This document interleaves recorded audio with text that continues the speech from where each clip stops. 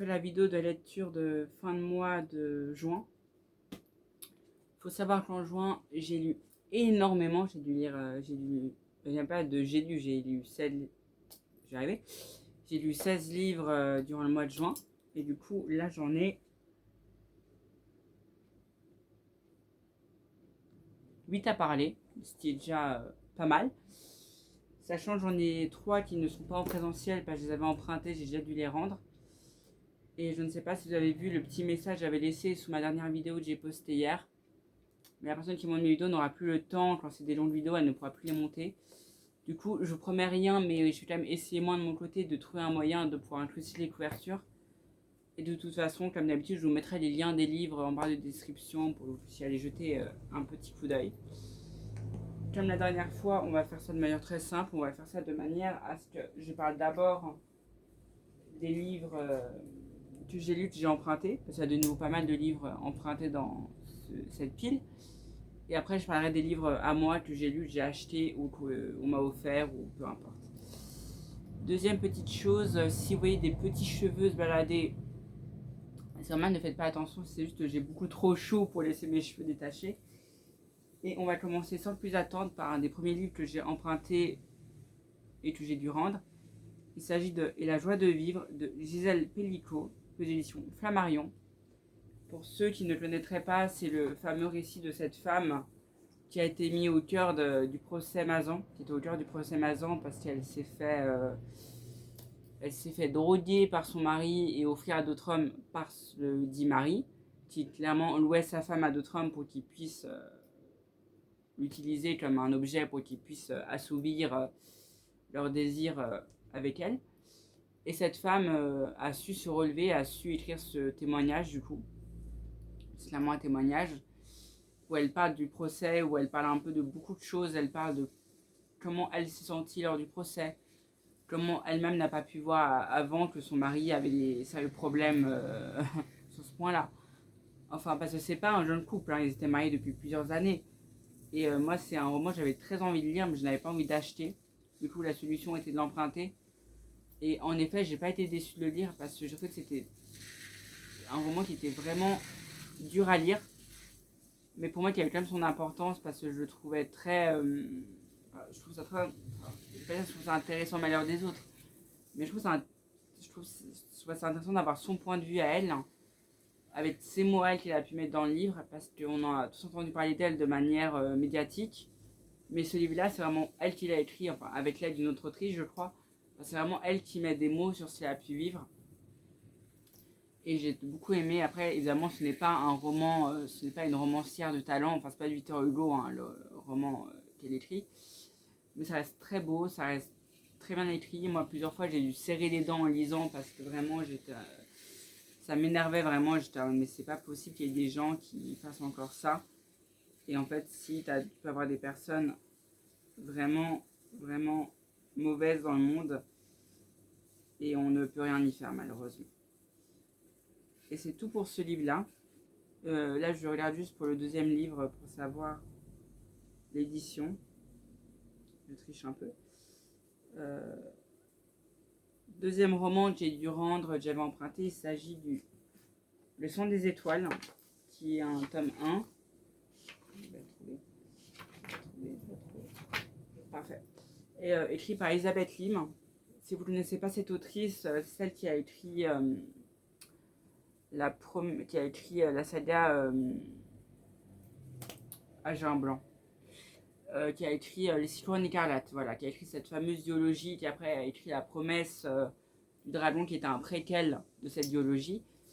Et dans ce roman-là, on suit Maya, qui est une jeune couturière qui a beaucoup de talent, qui a un vrai talent pour coudre. Et par la force des choses, elle va se retrouver à devoir aller voir l'empereur, enfin dans le palais de l'empereur, parce qu'il cherche un couturier. Je suis fatiguée. Il cherche un couturier de talent. Et en fait, cette femme se déguise en homme pour pouvoir. Elle se fait passer pour son frère, très clairement. Et elle va vivre de ses aventures dans ce palais. Elle va devoir se battre un peu pour faire comprendre sa place. Elle va découvrir qui elle est aussi au fond d'elle, qu'elle ne savait pas forcément avant. C'est un très beau roman fantastique, young adulte, je crois que c'est young adulte, hein. Ouais, c'est un peu young adulte. Un peu sur l'écriture de contes parce qu'il y a pas mal de parallèles avec le conte avec Mulan par exemple. On a de nouveau cette jeune fille qui doit se déguiser pour pouvoir faire un truc alors qu'elle a autant de talent qu'un homme. Et c'est vraiment un très beau roman. Moi j'ai beaucoup aimé la plume d'Elizabeth Lim dans celui-ci. Bien qu'il y a des moments où je me sois légèrement perdue dans les passages, dans les personnages. J'étais un peu, non mais là, je comprends plus rien, vraiment je suis totalement larguée. Savoir que j'avais commencé, après je l'ai repris quelques semaines après, du coup est-ce que ça peut expliquer? Mais très belle découverte, vraiment. Elizabeth Lim, elle a vraiment le talent de nous décrire des univers que je trouve riches, que je trouve bien construits, que je trouve qu'il est facile de rentrer dedans, de s'immerger dedans. Du coup, vraiment, moi, j'ai pas mis une trop mauvaise note. Vraiment, j'ai adoré ce roman-là. Après, il y a un tome 2. Je vais sûrement le lire, mais de nouveau, je risque de l'emprunter parce que j'ai pas envie de devoir. Enfin, j'ai aimé, mais je me dis, faut quand même que je commence un peu plus à emprunter parce que sinon, je vais finir juste avec ruiné. Et c'est pas le but. Et puis, emprunter, c'est bien aussi. Du coup, c'est tout pour ce livre-là. Ensuite, on a nos Constellations, du coup, qui est le dernier livre que j'avais emprunté et que j'ai dû rendre, de Florence Quentin, plus édition Didier Jeunesse. C'est un très beau roman dans lequel on va suivre deux jeunes hommes. Enfin, au moment où on découvre, ce sont des jeunes hommes. On va suivre deux hommes qui se sont rencontrés à leur âge, quand ils étaient enfants, durant leur enfance. Ils sont très vite devenus meilleurs amis, ils ont très vite développé un lien très fort. Et un d'eux va devoir du coup quitter ce fameux endroit paradisiaque. C'est un petit village proche de la mer, je crois. Et ils vont se retrouver à l'âge quasi adulte. Ils vont se retrouver 17, je crois qu'ils ont 17, 18 ans par là. Et un des garçons, je crois, si je ne dis pas de bêtises, qui est,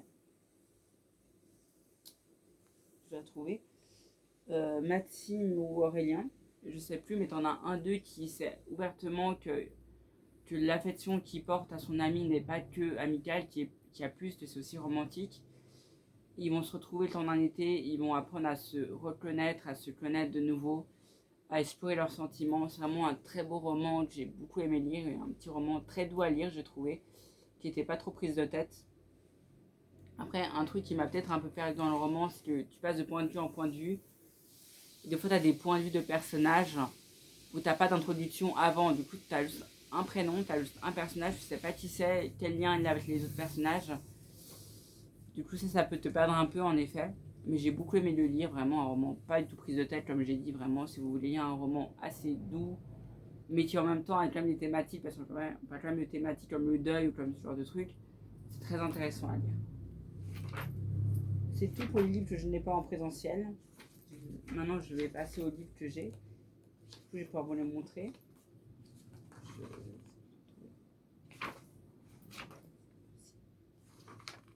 Ah voilà, j'avais juste à ouvrir les yeux en fait. Alors, on commence pas par une excellente lecture parce qu'il s'agit de Entre les mains le bonheur se faufile de Agnès Martin-Lugan. Je sais pas si ça se prononce comme ça. Puis aux éditions Pocket parce que c'est le petit format, grand format, j'ai aucune idée d'où il est publié et j'ai pas envie de dire de bêtises. Dans ce roman-là, tu suis Iris qui se sent étouffée par sa vie, qui a une vie très étriquée, qui vit avec son marié, qui vit avec son marié, qui a une vie assez bourgeoise en gros. Et son mariage commence un peu à battre de l'aile, hein, voilà, comme on aime bien dire. Et elle a l'impression, parce qu'en fait, elle n'a pas pu atteindre ses rêves d'être couturière. On revient à la couture, voilà. Et elle va décider bien plus tard de s'échapper de tout ça, de vouloir faire enfin cette école de couture qu'elle a envie de faire depuis qu'elle est ado et que ses parents lui ont un peu empêché de faire. Qui ont un peu vraiment, qui ont dit non, tu fais pas ça. Et ils ont aussi des moyens détournés pour pas qu'elle le fasse. Moi, quand j'ai commencé ce roman, j'avais beaucoup d'espoir parce que ça vendait de grandes promesses, ça vendait une espèce de réalisation de ses rêves, même à l'âge adulte, même à l'âge, même bien plus tard que lorsque tu étais jeune. Et je trouvais que c'est un roman qui avait beaucoup de côté malsain, dont sa relation avec son mari, que je trouve pas du tout à fait claire. Elle fait 2 autres rencontres, elle rencontre une autre femme qui va la prendre un peu sur son aile, mais leur relation, pareil, hyper malsaine. Elle va rencontrer un autre homme là-bas dont elle va tomber amoureuse, pareil, leur relation, mais il y a des passages vraiment, mais j'ose pas vous les lire, parce que vraiment, tu as un passage où je crois qu'il parle d'elle. Il dit à moi, si j'étais ton mari, si j'avais une femme aussi belle, je te mettrais une laisse au cou pour être sûr que tu sois avec moi. Et j'ai lu ça, mais dans ma tête, je me dis, mais quoi? Après, peut-être que l'autrice a fait exprès de nouveau de montrer cet aspect toxique parce que c'était son but. Mais moi, vraiment, vers le milieu du livre, je commençais vraiment à souffler, à ne plus du tout aimer ma lecture. Je me suis dit, je vais quand même le finir parce qu'il me reste plus beaucoup de pages. La fin, voilà quoi, la fin vraiment, mais c'est pas possible. Du coup, je suis un peu déçue parce que c'est le premier roman que j'ai de Agnès Martin-Lugan. Et bien qu'il a une très belle plume, l'histoire ne m'a pas plu, ne m'a pas amené à voyager, ne m'a pas touché autant que j'espérais.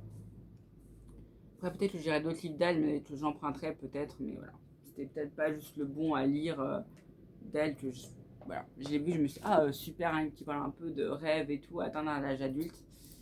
J'ai été très déçue, malheureusement. Ensuite, je vais parler de. Cette fois-ci, un roman qui m'a. Désolée, je prends un peu de temps. Qui m'a un peu plus touchée. C'est Les Confessions d'un masque de Yukio Mishima, peu d'édition Folio de nouveau parce que petit format. Cet auteur, j'avais déjà lu de lui Neige de printemps et un autre livre, je crois, mais je ne sais plus le nom. Et dans ce roman-là, l'auteur se dévoile un peu parce qu'il parle de son homosexualité. Et c'est un récit aux résonances autobiographiques où Mishima va peindre. Enfin, il ne parle pas de lui, peut-être à proprement parler, mais en tout cas, il parle d'un personnage qui se bat continuellement contre ses penchants homosexuels parce que c'est dans les années. Ouais, c'est ça, ça se passe dans les années. J'ai plus les années, mais ces années où c'est encore très mal vu, et tu me diras, encore aujourd'hui, même dans certains pays, c'est encore aussi mal vu d'aimer les hommes. Et lui, il va un peu se renfermer dans une espèce d'illusion en faisant passer, en disant qu'il est attiré par la soeur d'un de ses amis, et il va se forger un mensonge là-dedans. En fait, il va dire non, moi je suis pas attiré par les hommes, c'est pas possible. Ça se passe au Japon, je crois, ou en Chine. Je sais plus. Je sais plus si c'est au Japon ou en Chine, mais je crois que c'est. Je peux vous dire tout de suite. Ouais, non, j'ai plus le pays malheureusement, mais c'est soit Japon, soit Chine. Peut-être un peu plus Chine, peut-être, que Japon. Quoique peut-être Japon. Enfin, je crois que c'est Japon, mais je pas envie de dire de bêtises. Et c'est un roman que j'ai beaucoup aimé lire, que vraiment j'ai trouvé très simple à lire en fait, que vraiment je me suis pas pris la tête en lisant. Bien qu'il parle de sujets compliqués, tu suis vraiment la vie de cet homme en fait qui dès la naissance comprend qu'il a un peu un patrimoine génétique qui facilite pas la vie, que très vite il se rend compte qu'il est plus attiré par les garçons mais il veut pas l'admettre, du coup il se forge comme lui dans ce mensonge. Très sympathique à lire, vraiment je ne regrette pas d'avoir emprunté pour le coup, vraiment très bon livre. La plume de l'auteur est toujours aussi bien, aussi belle que dans les autres romans que j'ai lus d'elle. De lui, pardon. C'est un homme je crois qui a écrit le roman. Ensuite, on a Le sang de Médée de Nathalie Hein, publié aux éditions Michel Lafon. En grand format parce qu'il est sorti il y a très peu de temps et le format poche n'était pas encore disponible.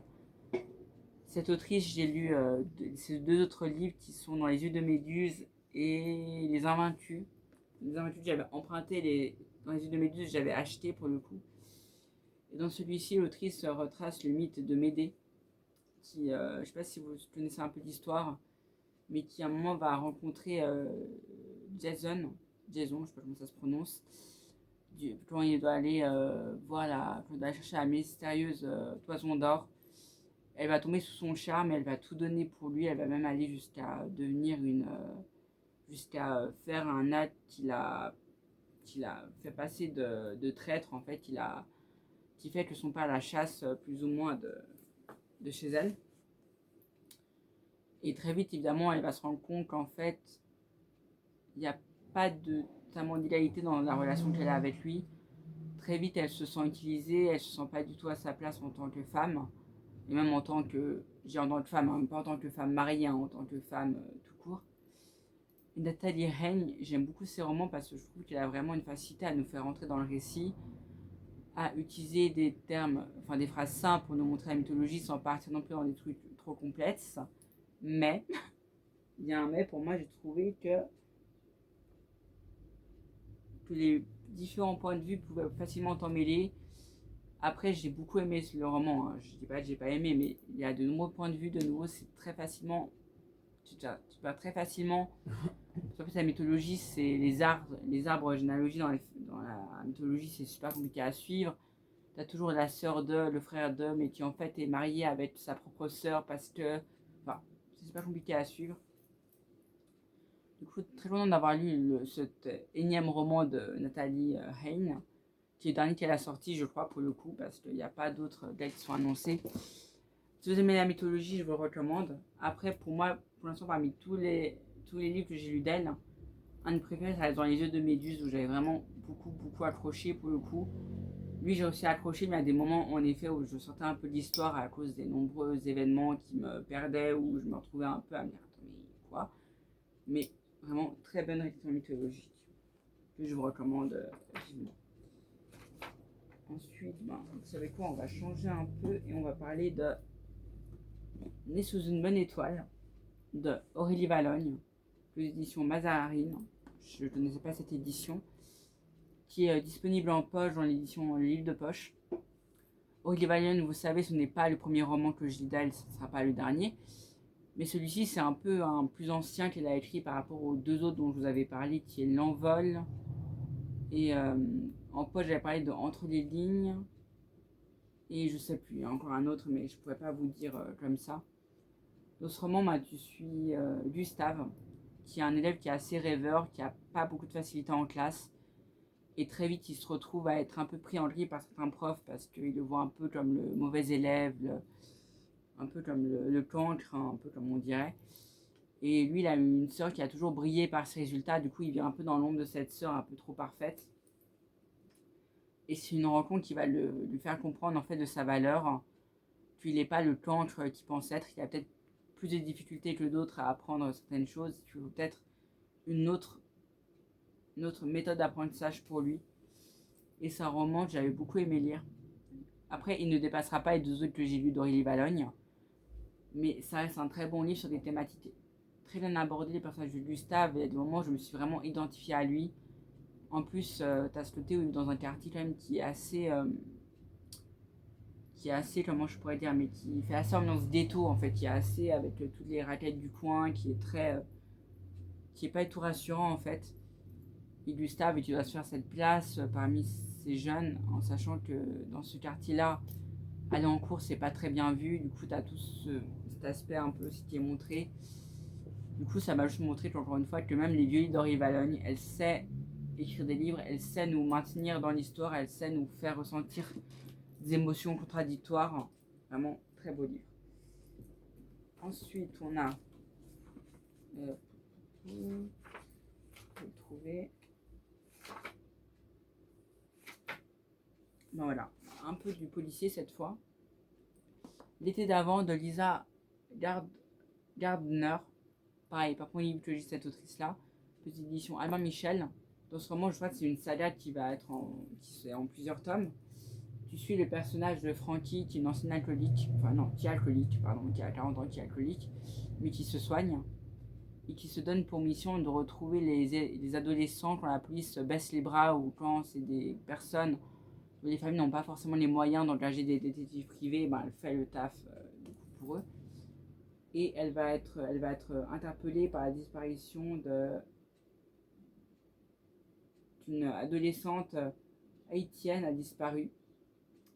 Et elle va tout faire pour essayer de la retrouver. Elle va se confronter à beaucoup de violence pour essayer de la retrouver très clairement.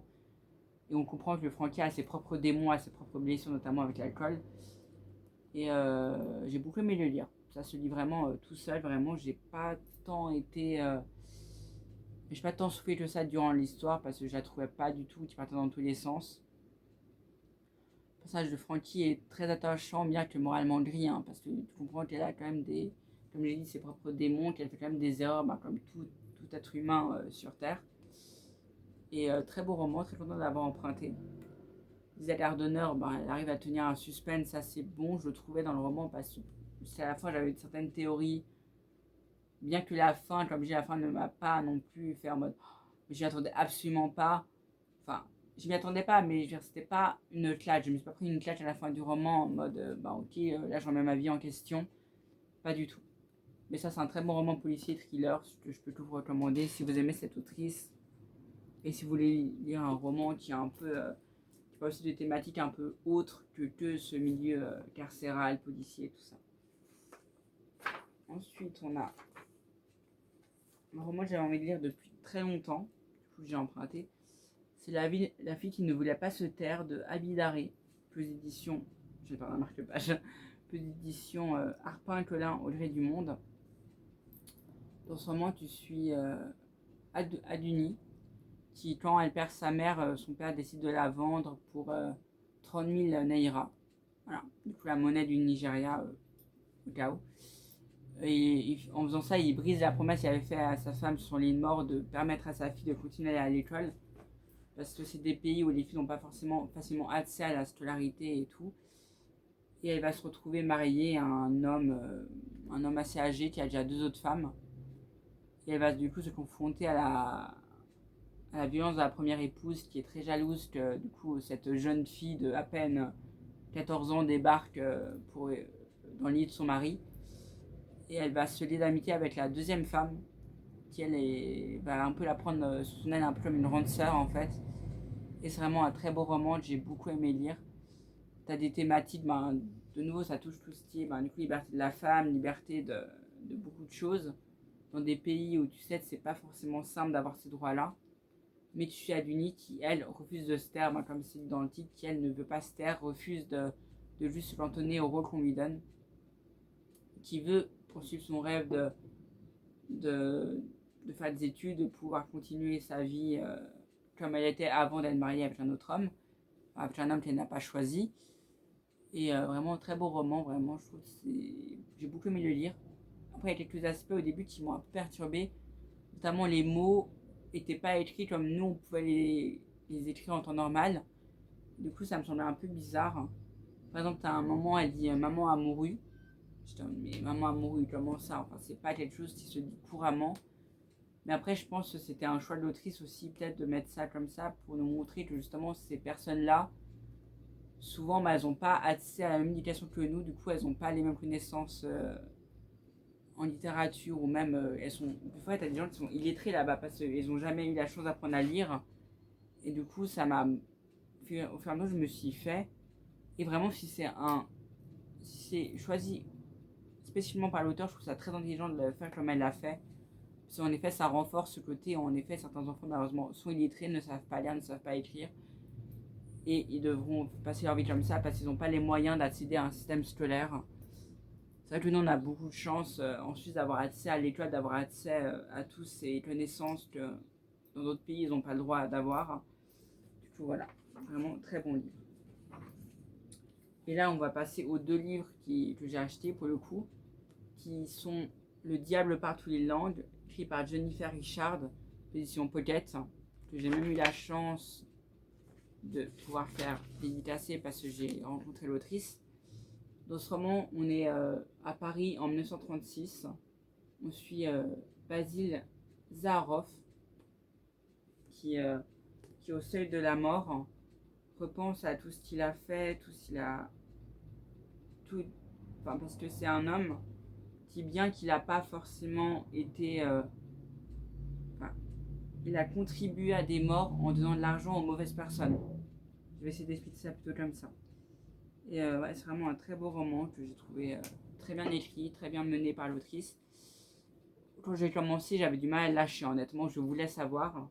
L'autrice divise très bien le récit parce que tu as le passage où du coup tu es dans le passé avec du coup la jeunesse de cet homme-là et sous forme de confession qui fait à sa fille sous forme de lettre parce qu'il a écrit une espèce d'histoire pour pour écrire ses mémoires. Et en même temps, on a le présent où tu vois son vie commence à décliner, où il en souffre. Il en souffre de voir, de plus pouvoir être autonome, de devoir avoir la maladie qui gagne du terrain. Et en même temps, ça le fait se remettre en question sur son passé. Du coup, vraiment, très bon livre. C'est un personnage qui a vraiment existé, hein. C'est pas fictif, c'est un personnage qui a vraiment existé. L'autrice a vraiment géré ce roman-là parce que, comme j'ai dit, je ne voulais plus le lâcher. Et ensuite, dernier roman que j'ai lu ce mois-ci, pareil, où j'ai pu rencontrer l'auteur. Je vais avoir une petite dédicace. Certains cœurs lâchent pour 3 fois rien de Jill Parry, position Flammarion. Dans ce roman qui est un témoignage, de nouveau on retourne au témoignage. L'auteur parle de dépression qu'il a faite durant sa vie. Il parle parce qu'il a été plusieurs fois, je crois qu'il a fait 7 dépressions, peut-être un peu plus.